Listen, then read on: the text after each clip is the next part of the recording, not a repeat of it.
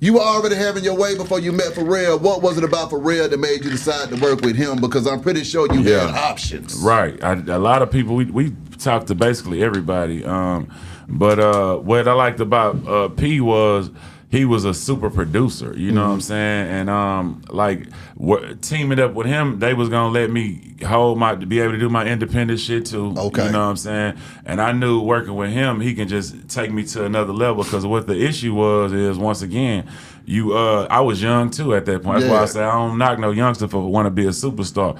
I was doing a lot of shows, but it was Louisiana, Texas, Oklahoma. It was the same circle. We was staying booked, but it wasn't going no further. You know what I'm saying? When I got with Pharrell and Geffen Interscope, they spread the brand all over the world. Even though that wasn't my biggest probably records, it still was the best promotion, marketing, even just the experience of working in those studios around, it was still the dream as a kid, as a rapper. I want to, live on that level, do it like be in a studio with Snoop and, whoever, Dre, whatever. So that was still something I wanted, and I did get to live that too. Yeah. And then I was able to go back to do my independent stuff, Boss of All Bosses, and that was probably like my biggest project on the cool with Thug. I run all that there.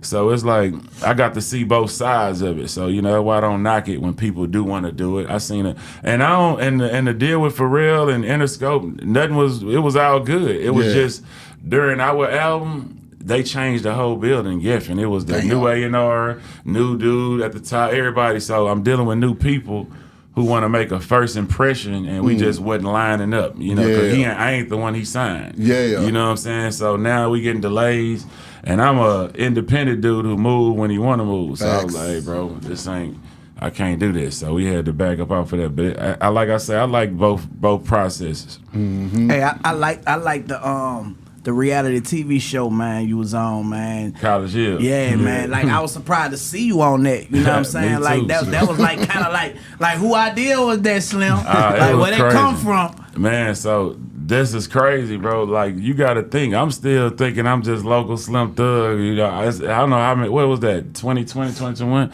Yeah. I think I'm out the way here. Deion Sanders called me, bro. Deion.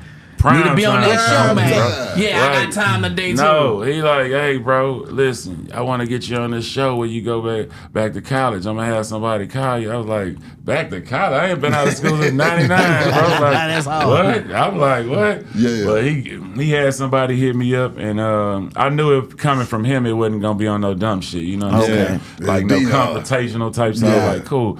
And they gave me a check, so I was like, bet. It was like I only had a couple days. That check gonna go I all the only way had again. a couple. Really, it was like a month thing. It was during like right around COVID, so I was like, you ain't gonna be able to leave. You got to stay at this house.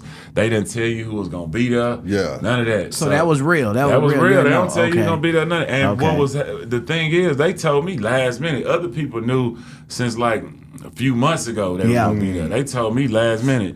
Like he hit me like a few days before, and I had to make the decision fast. I was like, what else can I do to get this type of bread in March? So you really was shocked, like when you said, like, damn. Yeah, I was like, what else I could do for a month in March to top this? I couldn't think of this. I was like, I got to do it. Like going to jail. Now that shit was cold. I was like, let's do it. Let's go. That 30 days. But now I'm so happy I did that, man. That was one of the best experiences I ever had. Just going back to HBCU. Yeah. I never lived in no house with people, and then I got to chop it up with Frida. I never kicked it with nobody like that. Yeah. We got to have real conversations, and I got to look at that different. So it was a beautiful experience. Nene. Oh man, I love everybody who I met on there. Then they had them baddies on there. I be watching that type shit. I be watching that type shit, and I be reality TV shows. Hey, Turk and Imani, y'all already know. Plug it in. Right. It was live though. I really enjoyed it though. I'm glad I did do that. Yeah, that was dope.